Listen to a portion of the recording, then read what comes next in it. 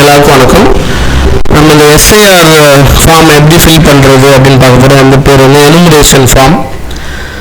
அந்த enumeration form இங்கே பார்த்தீங்கன்னா தெரியும். இதில் வந்துட்டு எபிக், அதாவது ப்ரீ பிரிண்டட் அப் இருக்கும். உங்களோட பேர், உங்களோட ஓட்டர் ஐடி, அப்புறம் உங்களோட அட்ரஸ் எல்லாமே இருக்கும். அதுக்கப்புறம் எந்த தொகுதி, எந்த வார்டு எல்லாமே அதில் இருக்கும். அதுக்கப்புறம் கியூஆர் கோடு, உங்களோட பழைய ஃபோட்டோ இருக்கும். புது ஃபோட்டோவை பக்கத்தில் ஒட்டி கொடுக்கணும். அதுக்கப்புறம் கீழே இருக்கிற டேட் ஆஃப் பர்த்தை வந்துட்டு நீங்கள் அதில் இருக்கிற ஃபார்மேட்லேயே ஃபில் பண்ணணும். அதுக்கு கீழே ஆதார் நம்பர் கேட்டிருக்காங்க. ஆதார் நம்பர் நீங்கள் கொடுக்கணும் அப்படின்னு நினச்சிங்கன்னா கொடுக்கலாம், கொடுக்க வேணாம் அப்படின்னு நினச்சிங்கன்னா கொடுக்காதீங்க.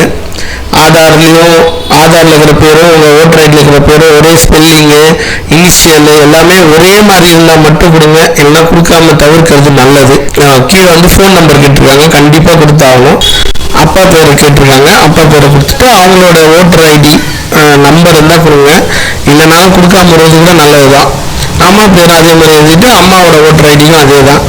அதுக்கப்புறம் உங்களுக்கு திருமணமாக இருந்தால் அவங்க கணவன் இல்லை மனைவி பேரை கொடுக்கணும். அதுக்கப்புறம் அவங்களோட ஓட்டர் ஐடி நம்பர் இருந்தால் கொடுக்கறது, கொடுக்காத விருப்பம்.